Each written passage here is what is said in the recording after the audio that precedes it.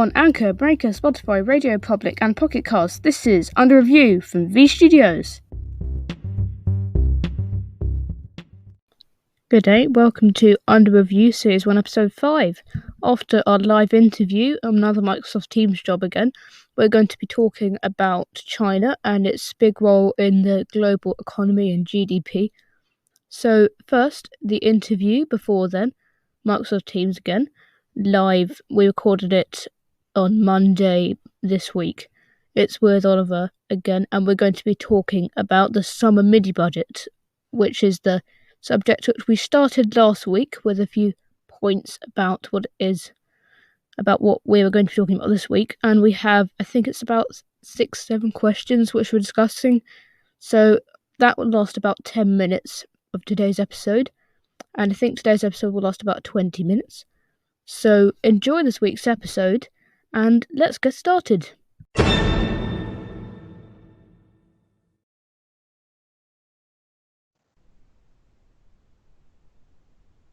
Hello, welcome to the interview. We have Oliver Whale today on Microsoft Teams.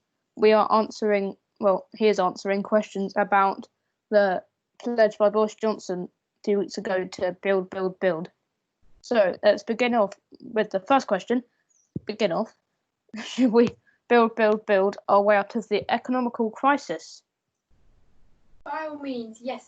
Boris's plan has, in my opinion, it's a good plan. If you were to jumpstart the economy, it's like jumpstarting a car. But also, you need to be careful, and I'm using a made-up metaphor here, that you don't accidentally jumpstart the car and then the car that's jumpstarting it gets a flat battery. Yeah, that is a very good. So in this case, the car that's being jump-started would be the economy. And the car that's jump-starting it is the Treasury. So if the Treasury was to jump-start the economy too much, it'd be excellent for the economy. You get an economical boom and plenty of growth. But then you'd also have financial troubles within the country. And I don't think anyone can afford to do much renting and loaning at the moment. So I think we need to balance how much we jumpstart the economy, and also the build and jobs debate, which one's better. Yeah. I think we have to do them both. Half and half. You need to balance them both, because otherwise one side will be left out and one side will just be too overloaded, and like the car will explode or the other car will go flat. Yeah, yes. As you put it. So it's a careful balance. And I don't envy the Treasurer or the Chancellor or Boris Johnson at the moment. And if I put this out there, I'm not a really big fan of politicians, but I do feel for them. They do argue a lot. I mean, that is kind of their job. Yeah. I like it when they shout at each other. Anyway, the second question is, if you were the Chancellor, what would you spend your money on right now?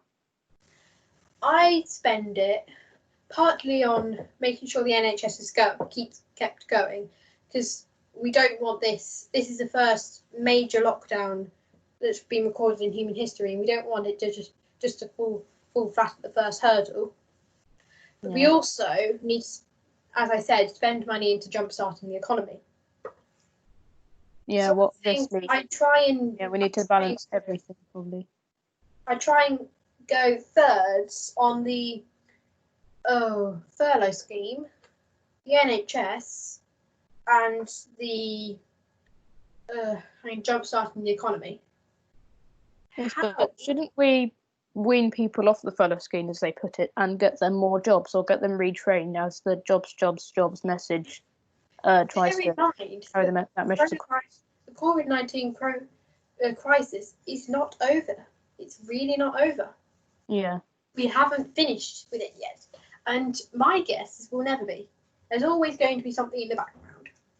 Yeah, I think we probably will get a second wave. And I think as we're pressing on opening shops and pubs and stuff, and even as I think I'm going to talk about on the podcast this week for the second part, we're giving people like vouchers to buy stuff, and we're almost forgetting about COVID-19. It's still out there, and it's still a killer virus.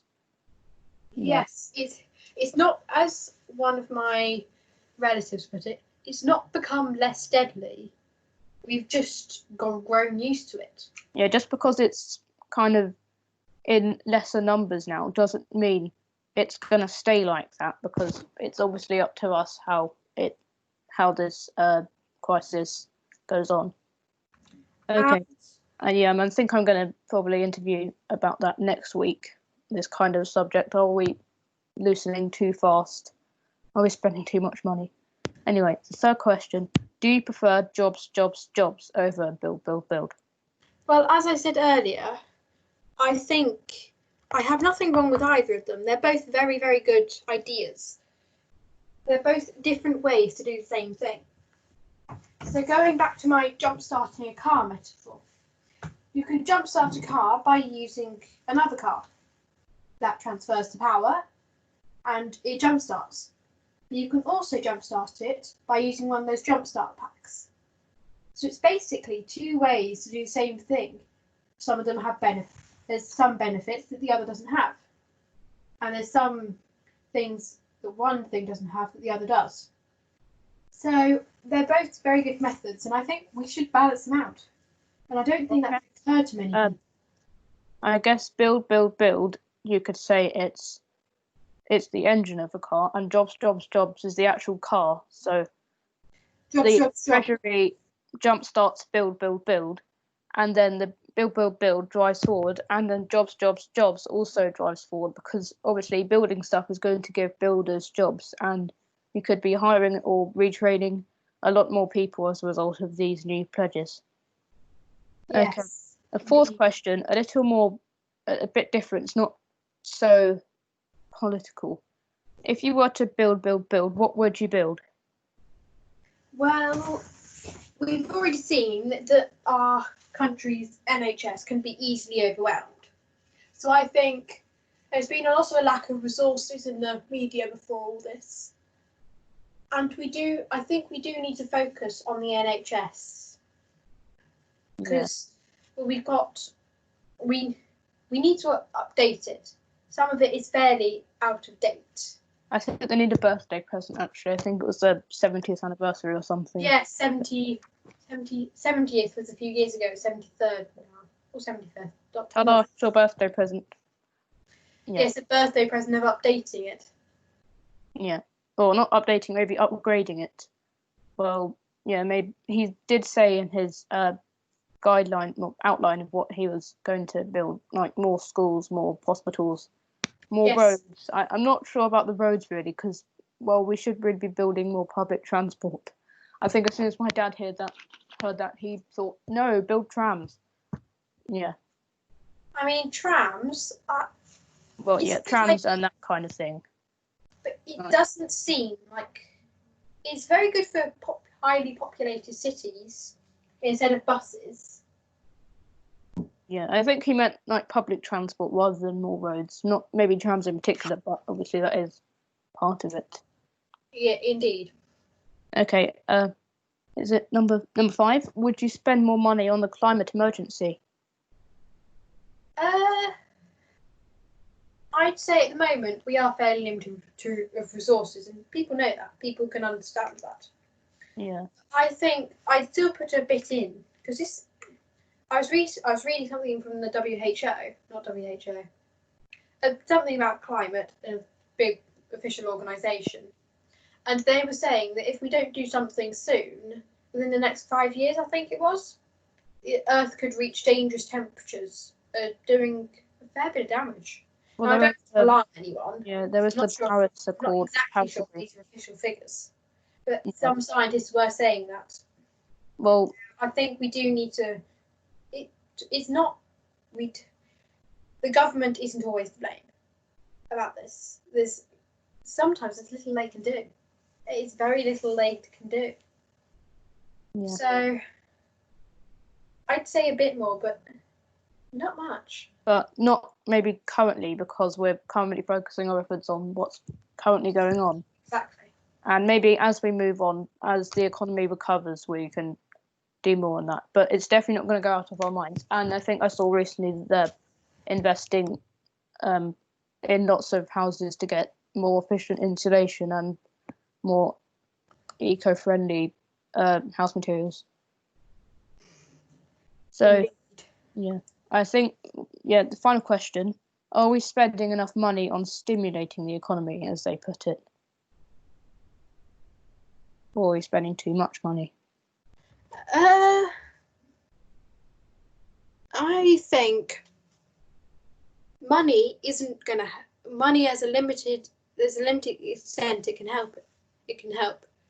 So for some things, money is going to be perfect. It's going to boost the economy, that bit it needs. But for other things, you can't bribe...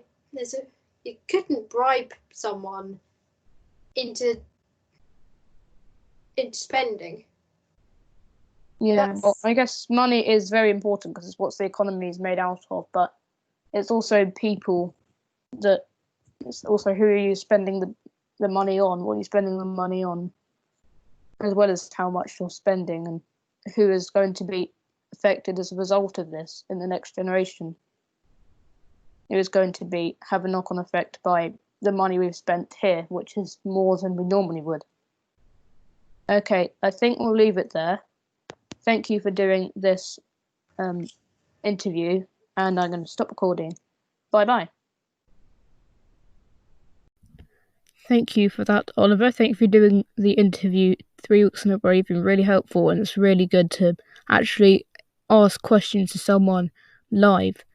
You can also submit your opinions, and you don't have to do this live. You can just do it in a recording, which I'll tell you about later. And now we're going to be talking about China and its role in the global economy here on Under Review Series 1, Episode 5. And that will be after this.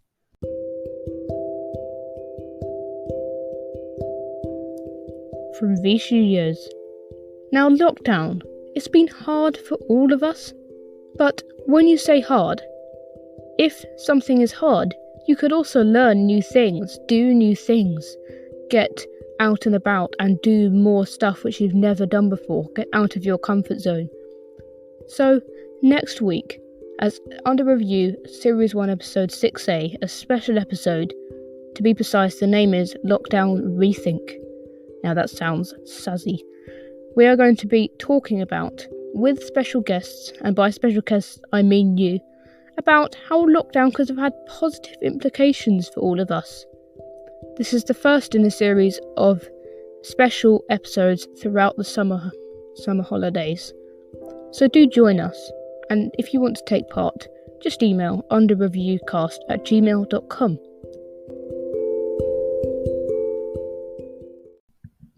As promised, here's part 2. Ever since the time where China overtook the US in having the world's biggest economy, there has been row between the two countries.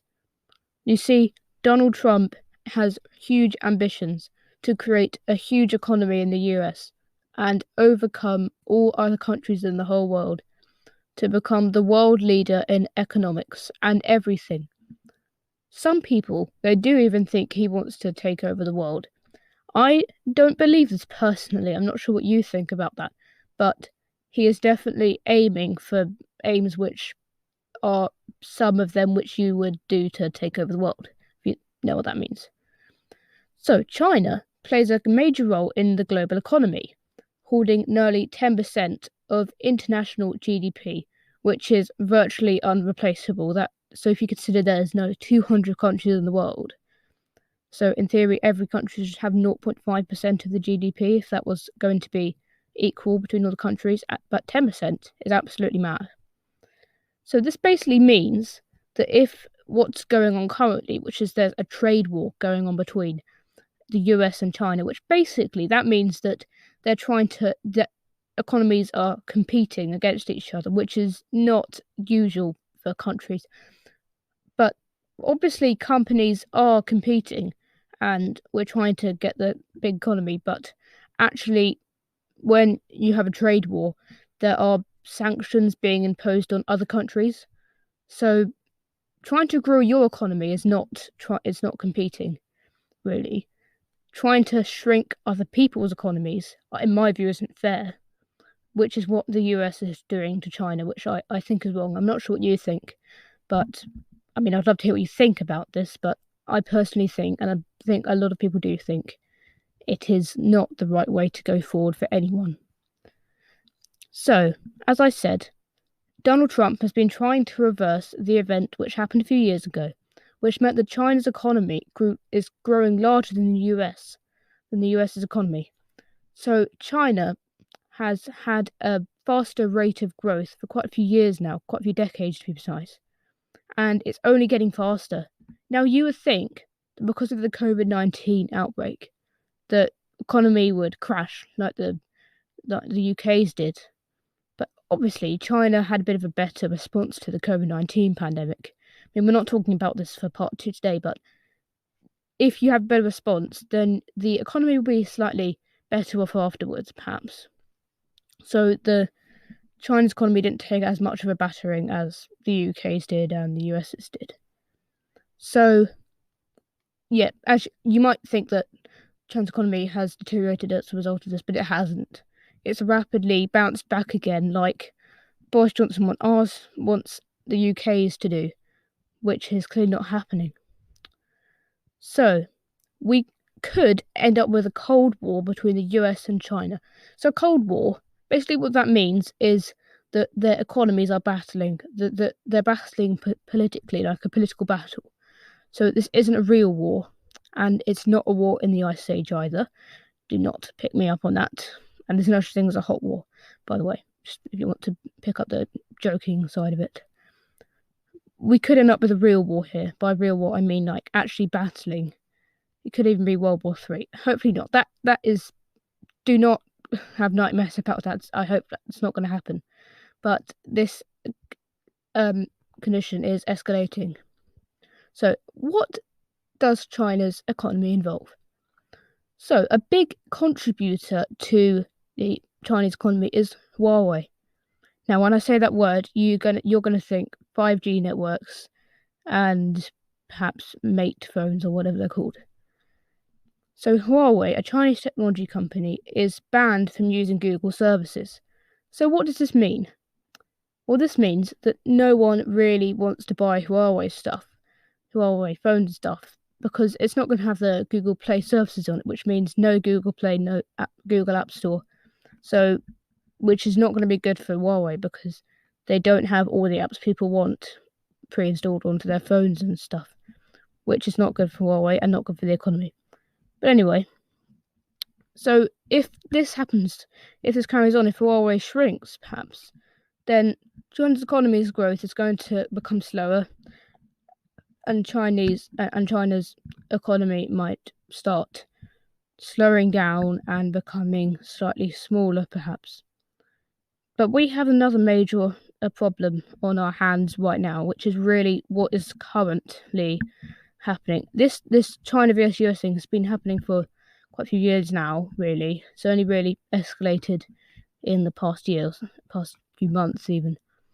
That China has introduced a new national security law for Hong Kong, which is an independent part of China, it's under less control by the Chinese government than the mainland China is, but it's still technically a part of China. But it has its own government it's not as powerful as the Chinese government. The Chinese government still has power to change laws over them, but it doesn't have as much power, if you know what I mean. If you want to know a bit more about that, you can look at the history of Hong Kong, because it has had relationships with Britain as well, which has really influenced the government's decision to do something. So what the British government has promised to do is offer citizenships for Hong Kong people who are suffering as a result of this new law. So it's worth introducing this law to you. This law basically means that Hong Kongers are not allowed to protest against the Chinese government. They're not allowed to. So the Chinese government is communist, and Hong Kongers aren't allowed to protest against it anymore. So the UK think this is unfair, so they're providing citizenships for Hong Kongers who would like to come to the UK because they don't like this law. So as you can see, things aren't looking too good for the country at the current time. And to be fair, the Western world isn't really helping. I guess we're kind of contributing to their economy, but we're not, like the US isn't really helping China at all. They're kind of a bit against China currently. China was the hub for the COVID-19 outbreak. It is being criticised by the US. It's having lots of sanctions imposed on it, and it just introduced a really controversial law. So they're having a bit of a rough time. They're kind of in the wars. I mean, not literally in a war, but it's the same. So let's get on to our questions before we finish.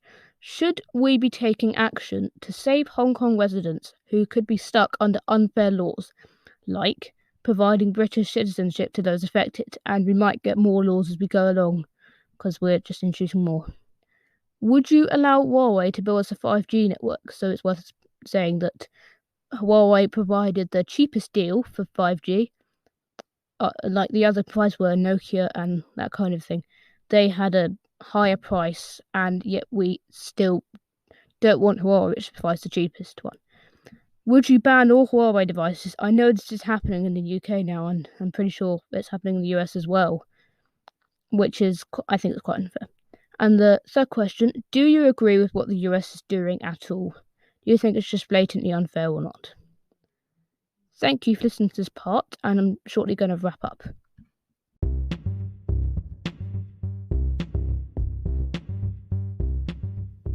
Do submit your opinions on what we've discussed in this episode.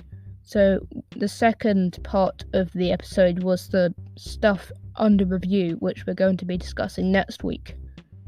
And we'll be discussing it in the second part of next week. So it's very easy to submit your opinions, and we would love to hear what you think. So firstly, if you want to do it the easier way, kind of, go to anchor.fm/underreviewcast.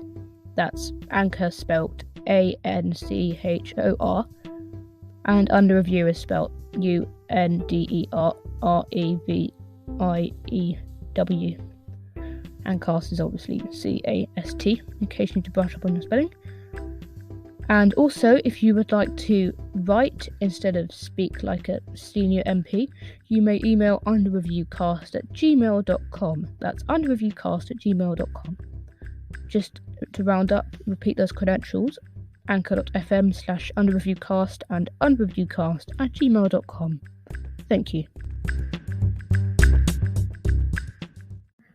Thank you for listening to Under Review, Series 1, Episode 5. That was the one you just listened to. Wherever you listen to it, Spotify, Anchor, Breaker, Pocket Casts, Radio Public. Can I remember the rhythm of that jingle start? Please subscribe /follow /like or whatever it is, depending on your platform. Just show affection for this supposedly good podcast. And remember to listen to the special episode coming next week. It will probably be about double the length of the normal episodes. So it's going to be the Lockdown Rethink special. And we might have other specials coming up throughout the holidays, which are just kind of about special circumstances. And I think I'm going to have a lot more time to do episodes during the holidays because obviously I don't have schoolwork. Just a warning. We're not going to have episodes in the last 2 weeks of August, I think. I will keep you updated next week about when we're not going to have episodes. And in September, episodes might either be restricted or come on different days. So just a warning, we might have a bit of a modification to when we're going to be doing under review episodes because of going back to school, etc.